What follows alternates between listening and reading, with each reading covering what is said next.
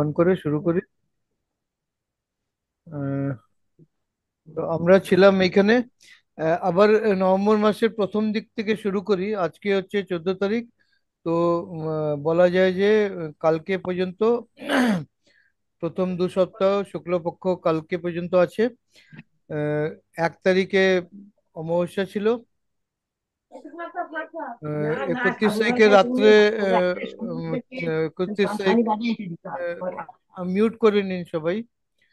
কথা শোনা যাচ্ছে। তো সবাই মিউট করে নিন।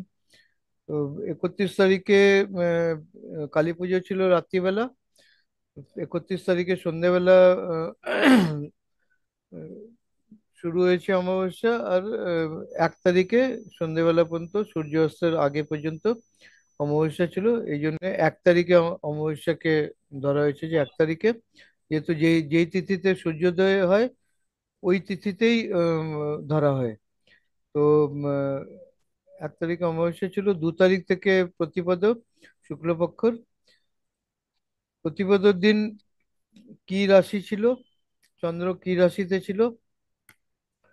তো 2 তারিখ রাত্রিবেলা, 2 তারিখে আহ, আহ, রাত্রিবেলা চন্দ্র বৃশ্চিক রাশিতে ঢুকেছিল।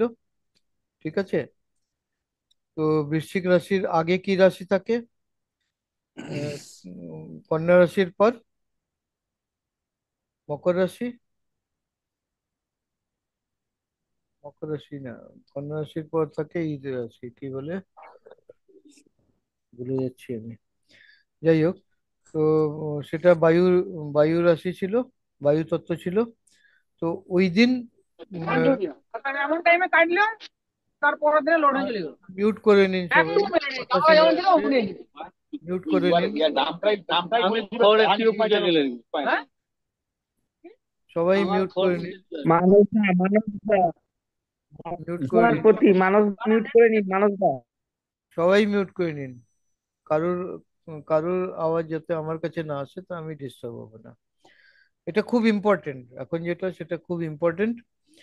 তো স্ক্রিনে হয়তো সবাই দেখতে পাচ্ছেন, মোবাইলেও ছোট দেখা যাবে কিন্তু দেখতে পাচ্ছেন। তো ফুলকপি বা অন্য কোনো ফুল যেগুলো আছে সেগুলোর যদি বীজ বপন বা চারা রোপণ করতে হয় তাহলে এই শুক্লপক্ষে 2 তারিখে করা যেতে পারে। কোন রকমের? এখানে আমরা এই স্লাইডে দেখেছি অলতা জাতীয় উদ্ভিদ যেগুলো আছে। ফুলকপি কোনো সাপোর্ট লাগে না। ফুলকপি একদম সোজা এই থাকে, কোনো সাপোর্ট লাগে না। তো ফুলকপিও কিন্তু অলতা জাতীয় উদ্ভিদের মধ্যে আসে। কিন্তু অলতা জাতীয় মধ্যে ফুল বা ব্রকলি, যে আমাদের খাওয়ার ফসল যেটা, সেটা মধ্যে ব্রকলিও আসে। আরো অন্য কোনো থাকতে পারে, এখন আমার মনে পড়ছে না। তো সেটা 2 তারিখে একদিন, একদিন সময় ছিল পুরো দিন। আর কোনো 2 তারিখে আর কোনো রকম কোনো বাধা বা অন্য কোনো ছিল না। কোনো অন্য কোনো কারণ ছিল না। তারপরে 2 তারিখ রাত্রিবেলা চন্দ্র যাচ্ছে ইসেতে, বৃশ্চিক রাশিতে, যেটা জলতত্ত্ব রাশি, রাত্রি 11:30টার সময়। তো 3 তারিখ আর 4 তারিখ বৃশ্চিক রাশিতে থাকছে পুরো দিন জলতত্ত্ব। তো যত রকমের পাতা জাতীয় ফসল আছে যেটাতে সাপোর্ট লাগে না, অলতা জাতীয়, যা যেরকম ডাঁটা, লাল শাক। ঠিক আছে। আরো উদাহরণ আপনারা নিতে পারেন, আমার মাথায় দুটোই আসছে। পাতা ফসলের জন্য সেগুলোর আহ, বীজ বপন করা যেতে পারে। চারা রোপণ তো এতে হয় না। অন্য কোনো যদি ফসল থাকে যেটা চারা রোপণ করা হয়, তো সেটার জন্য 3 আর 4 তারিখ প্রথম সপ্তাহে, শুক্লপক্ষের প্রথম সপ্তাহে পাতার জন্য জলতত্ত্ব তে চন্দ্র আছে বৃশ্চিক রাশিতে। তারপরে আহ, 5 তারিখে সকালবেলা 10:45টার সময় চন্দ্র বৃশ্চিক রাশি থেকে ধনু রাশিতে যাচ্ছে। তো 5 তারিখ 10:45 থেকে নিয়ে 6 তারিখ পুরো, আর 7 তারিখ পুরো দিন প্রায় ছয় সন্ধে 6টা পর্যন্ত, 5টা 56, মানে 6টা পর্যন্ত। সূর্যাস্ত তার আগেই হয়ে যাচ্ছে প্রায়। বা তার আশেপাশে হচ্ছে, তো পুরো দিনই পাওয়া যাচ্ছে। আর অন্য কোনো রকম কোনো বাধা এই এখন পর্যন্ত ওই দিনে আসেনি, নেই। তো আহ, ধনু রাশি মানে অগ্নিতত্ত্ব, চন্দ্র আছে অগ্নিতত্ত্বের রাশি, ধনু রাশি। আর প্রথম সপ্তাহ, প্রথম সপ্তাহ কবে পর্যন্ত? 8 তারিখ পর্যন্ত। তো 5 তারিখ পুরো দিন, 6 তারিখ পুরো দিন, আর 7 তারিখও পুরো দিন। কিরকম ফসল করা যেতে পারে? যেগুলোতে অলতা জাতীয় ফল আর বীজ, অলতা জাতীয় ফল আর বীজের উদাহরণ কি হতে পারে? যেরকম ধান, গম, তারপর অন্য ফসলের মধ্যে যেরকম ভেন্ডি হতে পারে, আহ, হতে পারে কি বলে, বেগুন হতে পারে, যদি শীতের সময় বেগুন করতে চান। এরকম উদাহরণ অনেকগুলো নিতে পারেন। আমি কয়েকটা উদাহরণ দিচ্ছি। তারপরে 7 তারিখে বিকেল 6টা নাগাদ ধনু রাশি থেকে ইসেতে যাচ্ছে, ধনুর পরে মকর রাশি আসে, মকর রাশিতে যাচ্ছে, ভূমি রাশিতে যাচ্ছে। তো ধনু অগ্নিতত্ত্বের পরে ভূমিতত্ত্ব আসে। তো ভূমিতত্ত্বতে তো চারা রোপণ বা বীজ বপনের কোনো ব্যাপার নেই এই এই শুক্লপক্ষে। তো অন্য কাজ করা যেতে পারে, ওই রকম ফসলের অন্য কাজ করা যেতে পারে বীজ বপন আর চারা রোপণ ছাড়া। তারপরে 8 তারিখের রাত্রিবেলা, 9 তারিখের রাত্রিবেলা বলা যায় তো, আহ, কুম্ভ রাশিতে যাচ্ছে। কুম্ভ রাশি মানে কি বলে, বায়ু রাশি। আহ, কিন্তু ফসল কিরকম হবে? লতা জাতীয়। এই স্লাইডে আমরা দেখতে পারি দ্বিতীয় সপ্তাহ শুরু হয়ে গেছে 9 তারিখ থেকে। 8 তারিখ পর্যন্ত প্রথম সপ্তাহ ছিল, 9 তারিখ থেকে দ্বিতীয় সপ্তাহ শুরু হয়ে গেছে। আর 9 তারিখে রাত্রিবেলা, মানে আমরা পাচ্ছি কুম্ভ রাশি দিনের বেলা 10 তারিখ আর 11 তারিখ। তো 10 তারিখ 11 তারিখ তো একদম দ্বিতীয় সপ্তাহ শুরু হয়ে গেছে। আর বায়ুতত্ত্ব, কুম্ভ রাশিতে চন্দ্র, মানে আমরা লতা জাতীয় উদ্ভিদ যেগুলো আছে তার মধ্যে ফুলের জন্য যেই গুলো আমরা চাষ করি, এরকম যদি কোনো ফসল থাকে, সেটা আমরা এই সময় এই দিনে করতে পারি। আমি এখানে উদাহরণ আহ, খুঁজে খুঁজবো না। আপনারা চাষ করেন তো আপনারা উদাহরণ করতে পারেন, বুঝতে হবে যে কিরকম ফসল কোন দিন কোন রাশিতে করতে হবে। একজন জিজ্ঞেস করেছেন নক্ষত্র, এরপরে নক্ষত্রতে আসবো। ঠিক আছে, এটা আগে বুঝে নি। তারপরে 11 তারিখকে আহ, মানে আহ, 11 তারিখে রাত্রিবেলা, মানে 12 তারিখে রাত্রি 2:23, মানে 11 তারিখে রাত্রি, 11 আর 12-র মাঝখানে যে রাত্রি, ওই সময় মীন রাশিতে যাচ্ছে, কুম্ভ রাশি থেকে মীন রাশিতে যাচ্ছে। আর তারপরে 12 তারিখ পুরো দিন, 13 তারিখ পুরো দিন, বারো 12 তারিখ পুরো আর 13 তারিখ পুরো দিন মীন রাশিতে থাকছে, মানে জলতত্ত্ব। মীন রাশিতে চন্দ্র আছে, মানে পাতা জাতীয় ফসল, কিন্তু লতা জাতীয় উদ্ভিদ যেটা হবে, সেটা কি হতে পারে? উদাহরণ আমি এর আগে দিয়েছিলাম, পুঁই শাক যেরকম, আরো অনেক উদাহরণ পাওয়া যেতে পারে যেগুলো কলমি চাষ। শাক হতে পারে, কলমি শাক। হ্যাঁ, কিছু বলতে চাইছেন? কলমি কলমি শাক, কলমি। হ্যাঁ, অনেক রকমের, আমি এখানে উদাহরণ দিতে চাই না। আপনারা নিজেরা একটা লিস্ট তৈরি করতে পারবেন, এটা বোঝা দরকার। এই জন্য আমি উদাহরণের পেছনে বেশি সময় দিতে যাচ্ছি না। ঠিক আছে। তারপরে আসছে আহ, আহ, আহ, 12-13 তারিখ। তারপরে 13 তারিখে রাত্রিবেলা, 14 তারিখে পড়ছে আহ, 3:13 রাত্রি, 13 রাত্রি 14, 13-14-র মাঝখানে যে রাত্রি, মীন রাশি থেকে মেষ রাশিতে যাচ্ছে ইয়ে চন্দ্র। তখন আমরা ফল জাতীয় বা বীজ জাতীয় ফসল, যেটা লতা জাতীয় উদ্ভিদ, মানে কুমড়ো আছে, লাউ আছে, বা সিম আছে, এই রকম যত ফসল আছে যেগুলো লতা জাতীয়, সেগুলো এখানে করা যেতে পারে। এখানে আরেকটা জিনিস মনে রাখবেন যে 16 তারিখে হচ্ছে পূর্ণিমা, 15 তারিখের পর। 14 আর 15 তারিখ পুরো দিন হচ্ছে মেষ রাশি। 16 তারিখেও মেষ রাশি থেকে তারপরে বৃষ রাশিতে যাচ্ছে রাত্রিবেলা, মানে 15 তারিখের রাত্রিবেলা। কিন্তু আহ, যদি পেছনের যে আমি নিয়মগুলো বললাম সেটা যদি কোনো কারণে না করতে পারেন, কিন্তু বা আহ, করতে চাইছেন না, বা যে কোনো কারণে, আরেকটা নিয়ম আছে যে পূর্ণিমার থেকে 48 ঘন্টা আগে, মানে পূর্ণিমা কবে পড়ছে, 16 তারিখে 3টের সময় পড়ছে, 15 তারিখ আর 14 তারিখ, মানে 14 তারিখে যদি বীজ বপন করা হয় যে কোনো ফসলের, ওইটার কিন্তু অঙ্কুরন, যে জার্মিনেশন যেটা, সেটা খুব ভালো হয়। তো পেছনে যদি কোনো কারণে মিস করেছেন, তো সব রকমের ফসলের বীজ বপন, যদি ওই নিয়মটাও নাম ধরতে পারলেন, করতে পারলেন, তখন কবে করতে হবে? তখন করবেন পূর্ণিমার 48 ঘন্টা আগে, মানে 16 তারিখে যদি পূর্ণিমা থাকে তো 15 তারিখ ছেড়ে 14 তারিখে দিনের বেলা যে কোনো সময়, দিনের বেলা 14 তারিখে যদি বীজ বপন করেন, ওইটার কিন্তু জার্মিনেশন ভালো হয়। ঠিক আছে। তারপরে পূর্ণিমার পর এগিয়ে যদি যাই, তো পূর্ণিমার দিনই রাত্রিবেলা হচ্ছে, মানে 15 তারিখে রাত্রিবেলা, 16 তারিখে 3:19 ভোরবেলা, 15 তারিখে রাত্রিবেলা বলা যায় যে বৃষ রাশিতে চন্দ্র যাচ্ছে, মানে ভূমি তত্ত্ব।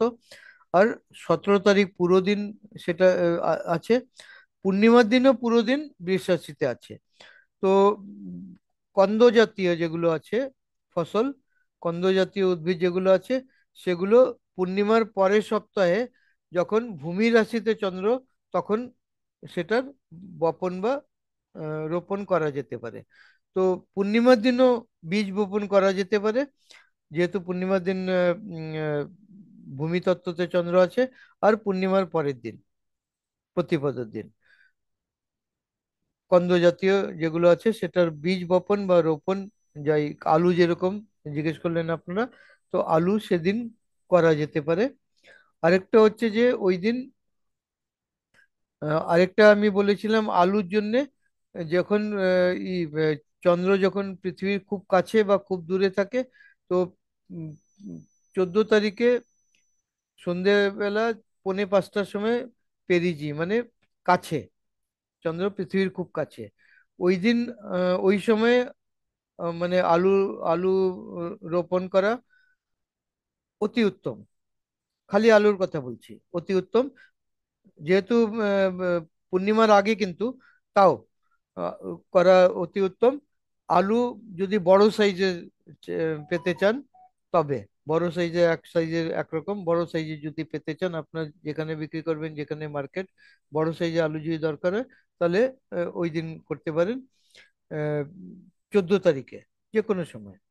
আর 15 তারিখে করা যাবে না, 14 তারিখে করতে হবে, যেহেতু 14 তারিখে সন্ধেবেলা এই সময়টা আসছে। তো 14 তারিখে পুরো দিন করতে পারবেন। কিন্তু বাকি যে বীজ বপন করার কথা হচ্ছে, সেটা কিন্তু 4 ঘন্টা আগের থেকে বন্ধ করতে হবে, মানে আহ, পৌনে 1টার থেকে বন্ধ বন্ধ করতে হবে। মেষ রাশিতে আছে চন্দ্র, মানে উম, লতা জাতীয় ফসলের ফল এবং বীজ কিন্তু 1:45টার পর করা উচিত না। কেন? যদি ওইটার সময়, ওই সময়ে যদি করেন, পরে এটার এফেক্টটা হয় যে ওই ফসলে রোগ যেগুলো আছে, সেটা বেশি সাসেপ্টিবিলিটি থাকে, যেহেতু চন্দ্র কাছে আছে, ওটার একটা ইম্প্যাক্ট পড়ে ইসের উপর, বীজ আর তারপরে যেটা অঙ্কুরণ হচ্ছে, এফেক্ট হচ্ছে, সেটার উপর একটা এফেক্ট পড়ে, যার জন্য ওটাতে উইক হয়, ইমিউনিটি কম হয়, ওটার সাসেপ্টিবিলিটি বেশি হয়। তো এই জন্যে ওই সময়টাতে যেই দিনই থাকবে, এখন মেষ রাশিতে আছে, যে কোনো রাশিতে থাকবে, ওই রাশি অনুযায়ী, রাশি তত্ত্ব অনুযায়ী ওই রকম ফসলের আহ, বপন বা রোপণ করা যাবে না। ঠিক আছে। তারপরে কি বলে কন্দ করা 17 তারিখে করা যাবে, 17 তারিখ পর্যন্ত। তারপরে 18 তারিখ থেকে নিয়ে আহ, আগামী অমাবস্যা পর্যন্ত, এরপরে অমাবস্যা যে আবার 1 তারিখে আসবে, যেহেতু 30 দিনের মাস, 1 ডিসেম্বর। তো পুরো সময়টা যেটা অন্য কোনো ফসলের রোপণ বা বপন করা উচিত না। 17 তারিখ থেকে নিয়ে 30 তারিখ পর্যন্ত, নভেম্বর মাসের কথা বলছি, কোনো রকম কোনো ফসলের কোনো বীজ রোপণ বা বপন করা উচিত না। কিন্তু এই সময়টাতে অন্য কি কাজ করা, এই সময়টা অন্য বাকি যে কাজ আছে, যেরকম আগাছা পরিষ্কার করা, মাটি করে না, নিড়াই গোড়াই যেটা করা, নিড়ানি করা, আগাছা পরিষ্কার করা, বা যে গাছপালা যে ছাঁটনি করা, ওইসব কাজের জন্য এইটা খুব ইম্পর্টেন্ট সময়। এই সময়টাতেই করতে হবে। কৃষ্ণপক্ষের প্রথম সপ্তাহে এবং দ্বিতীয় সপ্তাহে আগাছা নিড়াই, নিড়ানি এবং ছাঁটাই, গাছের ছাঁটাই, এইসব করার জন্য উচিত সময়, 1 নম্বর। দ্বিতীয় হচ্ছে যেগুলো ঔষধি যেগুলো ফসল আছে, বা যেগুলো আছে যেটা থেকে আহ, ফল বা ফুল বা পাতা ওষুধের জন্য নেওয়া হয়, ওইটার ওই গাছের বা ওই ইসের উদ্ভিদের পাতা ওষুধের জন্য যেটা ব্যবহার হবে, বা ফল বা ফুল বা কলি, যাই ওষুধের জন্য ব্যবহার হচ্ছে, সেটা ওই সময় তোলা বেশি ভালো। কেন? ওই সময় ওটাতে যেহেতু রস গোড়ার দিকে আছে, কনসেন্ট্রেটেড আছে, গোড়াতে আছে, তো যে মেডিসিনাল কম্পোনেন্ট যেটা, যে ফাইটোকেমিক্যাল যেটা আছে, সেটার কনসেন্ট্রেশন বেশি। সেটার থেকে রিকভারি আর পোটেন্সি, ওষুধের যেটা পোটেন্সি, ন্যাচারাল ফাইটোকেমিক্যাল যেটা, ওটার পোটেন্সি বেশি থাকে। তো ওষুধ জাতীয় ফসলের হারভেস্টিং যদি বলা হয়, সেটা জন্য এই সপ্তাহ, দুটো সপ্তাহ কৃষ্ণপক্ষ। কিন্তু আবার দেখতে হবে যে কিরকম ফসল আর তার তত্ত্ব কি, আর চন্দ্র ওই তত্ত্বের রাশিতে কোন দিন আছে, ওই দিন ওই কাজ করতে হবে।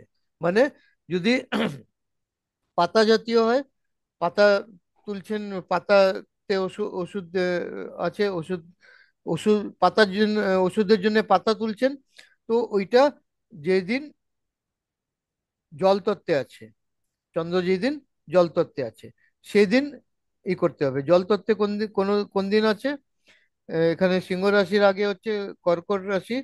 কবে? 20 তারিখে সকাল 8:49, মানে সকাল 9:45 সময় আহ, আহ, যেতে যাচ্ছে, কর্কট রাশিতে যাচ্ছে চন্দ্র 20 তারিখে।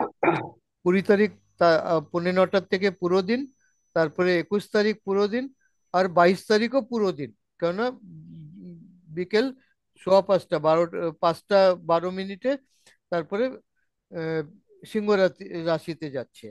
তো এই পাতা জাতীয় যদি কোনো ঔষধি উদ্ভিদ থাকে, তার থেকে পাতা ঔষধির জন্য তোলার জন্য 20 তারিখ সকাল 9টার থেকে 22 তারিখ বিকেল 5টার আগে পর্যন্ত সময়, আর কোনো রকম কোনো বাধাও নেই, ওই সময়টাতে তোলা যেতে পারে। বা কাটাই ছাঁটাই, ছাঁটনি করা, নিড়ানি করা, আগাছা পরিষ্কার করা, এই সব কাজ। তাছাড়া যদি সার দিতে হয়, আমি কেমিক্যাল সারের কথা বলছি, জৈবিক সারের কথা বলছি।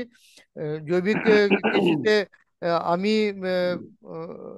সবসময় বলি কৃষকদের যে সার, যা মানে ম্যানিওর দেওয়ার আছে, আহ, খাদ যেটা দেওয়ার আছে, সেটা প্রথমেই দিয়ে দেওয়া উচিত। কিন্তু উম, আহ, যদি পরেও দেন, তবে এই কৃষ্ণপক্ষে দেওয়া উচিত।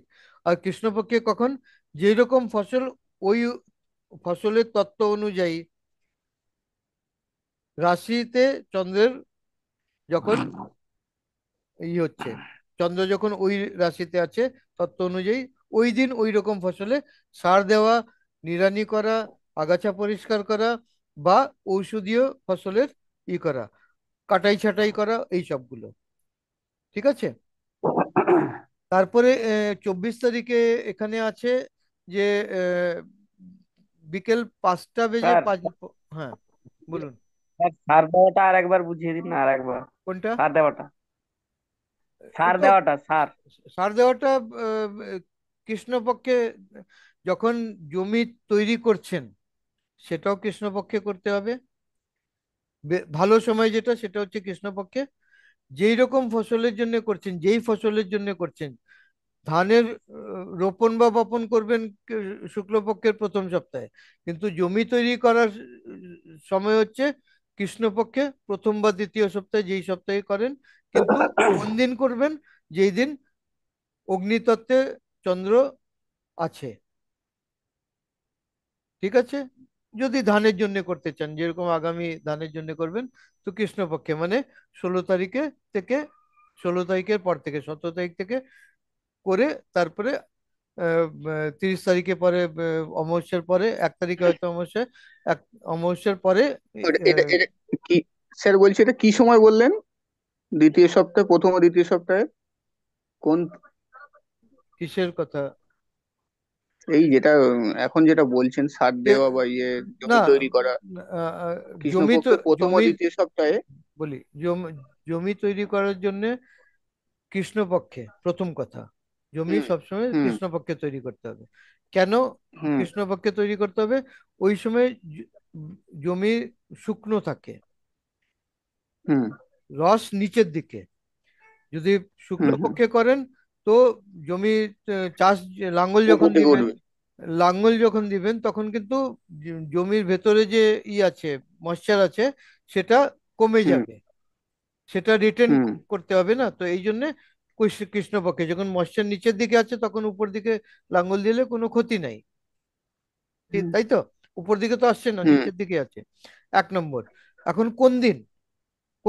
যেই দিন চন্দ্র যেই রাশিতে আছে, মানে যেই ফসল আপনি করবেন, যদি ফল হুম বা বীজ জাতীয় ফসল করতে হয়, যেরকম ধান, ধানের জন্য কৃষ্ণপক্ষের প্রথম সপ্তাহে বা দ্বিতীয় সপ্তাহে, এদিন চন্দ্র অগ্নিতত্ত্ব, মানে অগ্নিতত্ত্ব। মেষ রাশি বা সিংহ রাশি বা ধনু রাশি। এখন এখানে চন্দ্র 17 তারিখ থেকে কৃষ্ণপক্ষ শুরু হচ্ছে। ঠিক আছে। আর 17 তারিখে বৃষ রাশি, হুম মানে ভূমি রাশি। তারপরে সিংহ রাশিতে যাচ্ছে 22 তারিখে সন্ধেবেলা। তো 23 তারিখ আর 24 তারিখ সিংহ রাশিতে আছে। তো যদি ধানের জন্য জমি তৈরি করতে হয়, লাঙ্গল দিতে হয়, তো 22 23 তারিখে লাঙ্গলও দেওয়া আর সারও দেওয়া, লাঙ্গল দিয়ে তারপরে সার দেওয়া। দুদিন সময় আছে। যদি দুদিনে সার দেওয়ার কাজ পুরো না হয়, তারপরের দিন দেন। কিন্তু এই কন্টিনিউয়েশনে, আগে লাঙ্গল তারপরে তো সার, তো লাঙ্গল দেওয়াটা এই হুম সময় করলেন, তারপরে সার দিলেন তারপরে পরের দিন, সেটা চলবে। ঠিক আছে। আর যদি হুম আহ, ফুলকপির জন্য করতে হয় বা বাঁধাকপির জন্য করতে হয়, তাহলে কিন্তু 21 তারিখে, হ্যাঁ, 20 হুম 20 তারিখে, 20 তারিখে 9:15 পর পুরো দিন আছে। বাঁধাকপির জন্য যদি জমি তৈরি করতে হয়, বা পুঁই শাকের জন্য যদি জমি তৈরি করতে হয়, যে কোনো পাতা জাতীয় যেগুলো আছে, তার জন্য তো 20, 21 এবং 22 তারিখও আছে পুরো দিন। তো লাঙ্গল দেওয়া, সার দেওয়া, এইসব করতে পারে। ঠিক আছে। আর যদি ফসল আছে, স্ট্যান্ডিং ক্রপ আছে, ফসল খেতে ফসল আছে, সেটাতে সার দিতে হবে। ধরেন কেমিক্যাল সার দেওয়া, তাও এই এই নিয়ম অনুযায়ী এই দুটো সপ্তাহের মধ্যে দিন দেখে দিতে পারেন। ঠিক আছে। তাছাড়া এতটা তো বুঝেছেন। তারপরে 24 তারিখে দেখা যাচ্ছে যে ভোরবেলা 5টা 55 মিনিট, মানে 6টার সময় শনি আর চন্দ্র বিপরীত অবস্থায় আছে। 24 তারিখে ভোরবেলা 5টা 55, 5টা 55-র পর কিন্তু সূর্যোদয়। আর আহ, তার মানে যে ব্যালেন্সিং যেটা আগের দিন সন্ধ্যের থেকে ওই দিন সন্ধ্যে পর্যন্ত আছে। আহ, একটা, এখানে আমি প্রোডাক্টের কথা বলবো না, আহ, কিন্তু একটা আছে, একটা প্রোডাক্ট থাকে যেটা ব্যবহার করলে ওই ব্যালেন্সটা করা যায় ফসলে।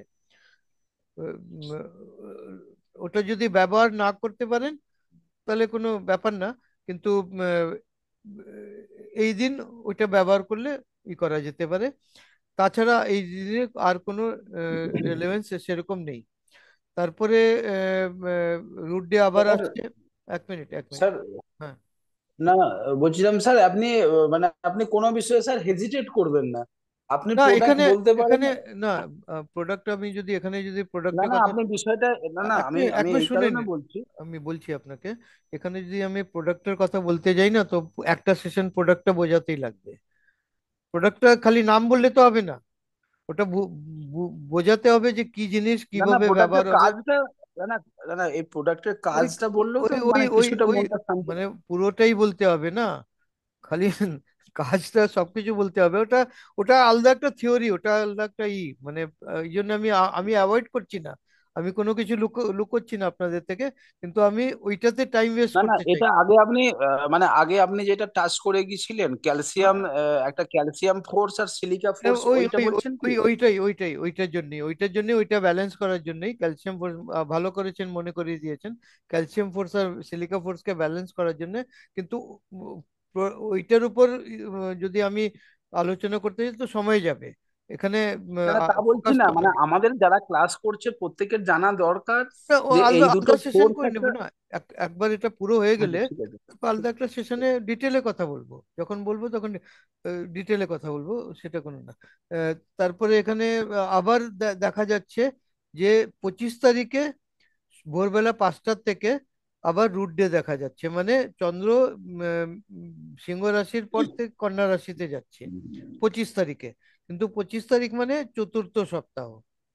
তো এখানে কিন্তু কন্দ জাতীয় ফসলের বীজ বপন বা রোপণ রোপণ এই সপ্তাহে করা যাবে না। ঠিক আছে?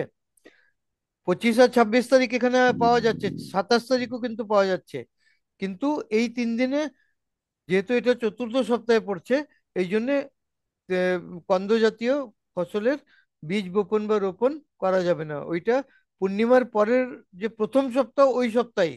এখন ওই প্রথম সপ্তাহে কোনো জরুরি না যে কি বলে ভূমিতত্ত্বের কোনো রাশিতে চন্দ্র থাকবে, এটা কোনো জরুরি না।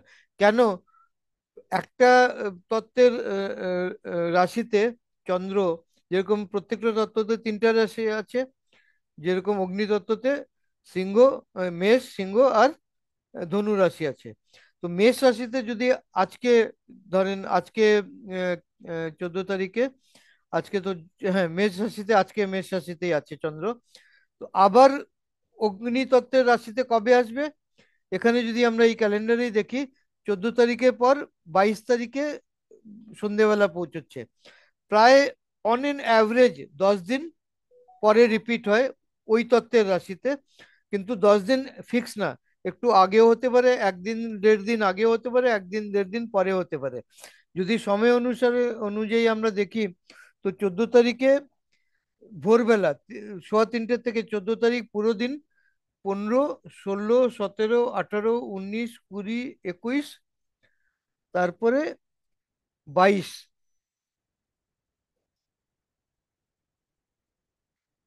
14, 15, 16, 17, 18, 19, 20, 21, 22, মানে 8 আর 9 দিন। 9 দিন পরে আবার সিংহ রাশিতে, মেষ রাশির পর সিংহ রাশিতে আসছে।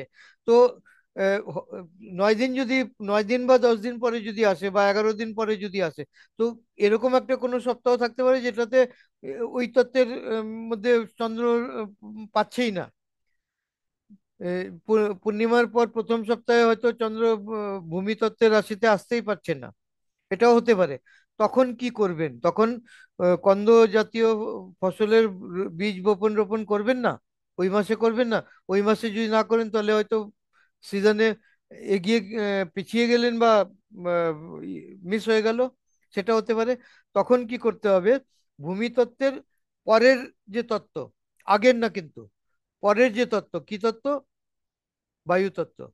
তো বায়ুতত্ত্বের যদি পড়ে, নিশ্চয়ই পড়বে। যদি ভূমিতত্ত্ব না পড়ে তো বায়ুতত্ত্ব পড়বে।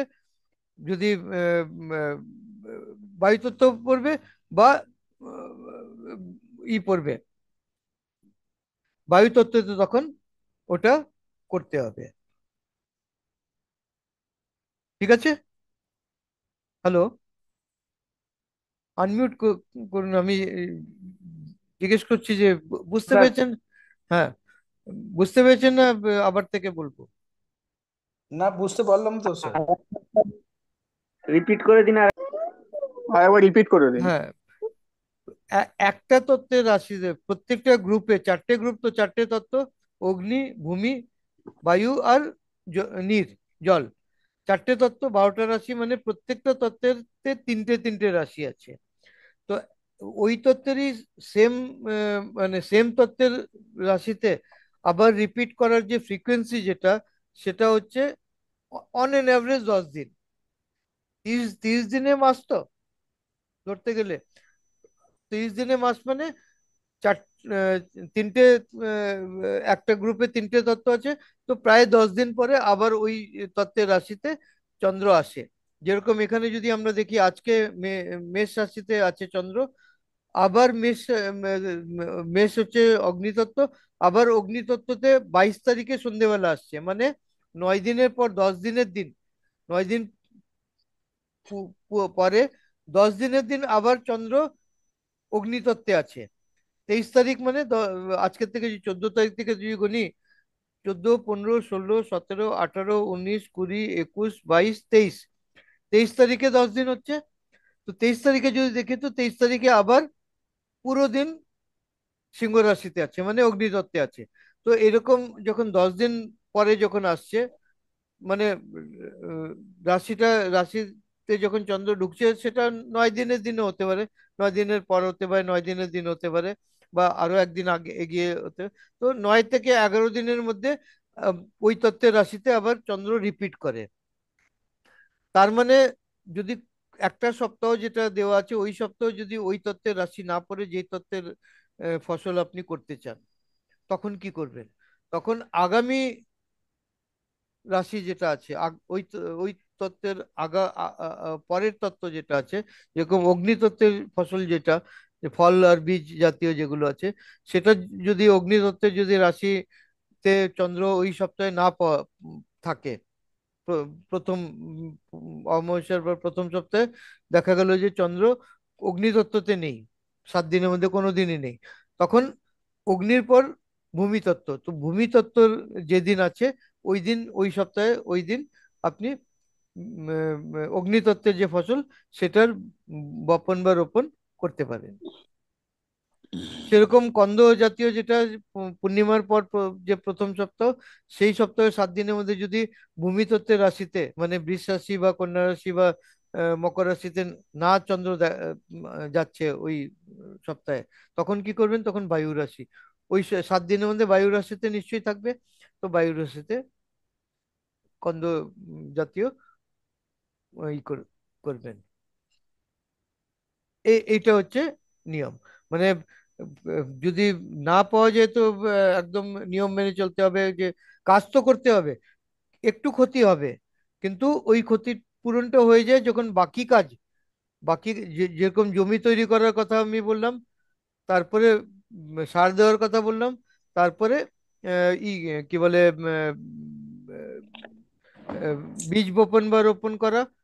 বীজ বপন বা রোপণ করা যদি ওই নিয়ম অনুযায়ী না হলো, কিন্তু তারপরের কাজ যেগুলো আছে, ওই সবগুলো যদি এই নিয়ম অনুযায়ী করেন, তাও ক্ষতিপূরণ হয়ে যায়। অতটা ই তফাৎ পড়বে না। কিন্তু যদি না জেনে না বুঝে আপনারা যেরকম এতদিন করছিলেন, যা হচ্ছিল তা হচ্ছিল, আপনারা দেখছেন কি কি সমস্যা হচ্ছিল। তারপরে আর 1.5 মিনিটের মতো সময় আছে। কালকে আবার দুটো সেশন এইটার উপরই নেব, কেননা সেচ বাকি আছে, স্প্রে বাকি আছে। সেচ, স্প্রে এই এই দুটো স্লাইডের উপরই যা আমরা আগে দেখেছি, উম, বুঝেছি, আর পোকা, কীট পতঙ্গ এবং রোগের, সেটাও আবার এখানে পুরোটা বুঝে নিতে হবে। তো কালকে দুটো সেশন আবার থাকবে, ওইটাতে করতে হবে। এখন যতটা হয়েছে তার উপর ইসেতে কি বলে, হোয়াটসঅ্যাপ কলে আমরা একটু আলোচনা 10-15 মিনিট করে নেব, কেননা আধা মিনিটের মতো সময় আছে, অফ হয়ে যাবে। তাও কেউ কিছু যদি। চাঁদ আর শনির, স্যার চাঁদ আর শনির বিপরীতে কি বললেন সেটা আরেকবার যদি। হ্যাঁ, বক্রি বক্রি চাঁদ আর শনির মানে বিপরীত সময় কি করতে হবে ওই সময়? না ওই সময়, বক্রি ওই সময় কিছু করার না, কিছু করার না। যেটা করার ওটা তো আমি আহ, আলাদা করে বলবো, যে কি করলে কি লাভ হবে, ওটা ব্যালেন্স করার জন্য যেটা। কিন্তু যতক্ষণ ওইটা আপনাদের কাছে নেই, আপনারা জানেন না সেটা ব্যাপারে, তো ওই দিন কিছু করার নেই, কিছু করবেন না। না, তো বলছি ওটা যে মানে ওই ব্যালেন্স করার জন্য কি শুধু ওই দিনকে স্প্রেটা করতে হবে? ওই সময়ের আগে পরে